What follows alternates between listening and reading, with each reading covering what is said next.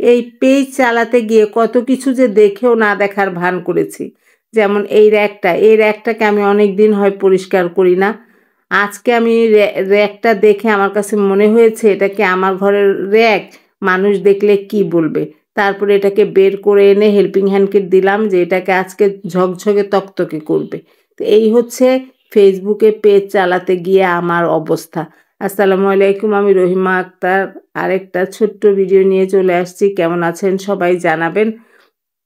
তো ওই যে বলছিলাম যে পেজ চালাতে গিয়ে এখন আর ভিডিও দিতে আসলে ইচ্ছা করে না। ভিডিও করো, এডিট করো, ভয়েস দাও, অনেক ভিডিও জমা আছে, কিন্তু ফেসবুকের যা অবস্থা তাতে আসলেই আগ্রহ হারিয়ে ফেলছি দিনকে দিন। তারপরও যেহেতু আমি এই জায়গাটাকে খুব ভালোবাসি, আমার এই পেজটাকে আমি খুব ভালোবাসি, ছেড়েও দিতে পারছি না। জানি না কতদিন কন্টিনিউ করতে পারবো, দেখা যাক। তা আপনারা কেমন আছেন জানাবেন, কে কোথায় ঈদ করছেন সেটাও জানাবেন। তো হঠাৎ করেই আমি একটা ইফতারির দাওয়াত পেলাম। কোনো আগে থেকে কোনো প্ল্যান প্রোগ্রাম ছিল না। হঠাৎ করে ছেলে বলছে যে আম্মু আজকে একটু বাহিরে ইফতার করব, তোমাকে নিয়ে মোমোকে নিয়ে। তো কী করা, ছেলে যেহেতু বলেছে বাহিরে তো করতেই হবে। তো আমি এখানে মাছ ভিজিয়ে নিয়েছিলাম। তো এগুলো তাড়াতাড়ি ভেজে একটু তরকারি রান্না করে ফেলবো, অত কিছু আর দেখাতে পারলাম না। আর যেহেতু আমি দেশেও চলে যাব, আজকে যেহেতু শুক্রবার, আগামীকাল শনিবার আমি দেশে চলে যাব, টিকিট কাটা হয়ে গিয়েছে। তো ভাবলাম যে আর তো সিম্পল রান্নাই করে ফেলবো, এই কয়েক টুকরা মাছ ভেজে ফেলবো, আমাদের হয়ে যাবে।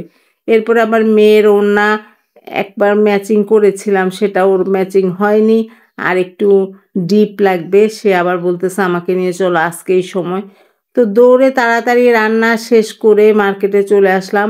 ওর এই সবুজ কালারের ওড়নাটা, এটা হয়তো একটু ম্যাচিং হচ্ছে। তারপরে ওড়না নিয়ে আরও কিছু কাজ ছিল। আর এত রোদ বাহিরে, কিভাবে যে মানুষ বের হয়। আমি আসলে রোজার মধ্যে না বের হতে চাই না, বাধ্য হয়ে আমার বের হতে হয়। এই মেয়ের জন্য বাধ্য হয়ে আমার বের হতে হয়, না হলে আমি সব কিছু রোজার আগেই করে ফেলি।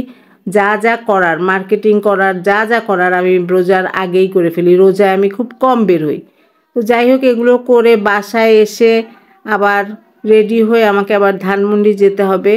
তো ধানমন্ডিও যাব, কিন্তু এই যে রমজানের সময় বের হয়ে বাইরের জ্যামের অবস্থা দেখে আরও মনে হয় যেন অবস্থা খারাপ।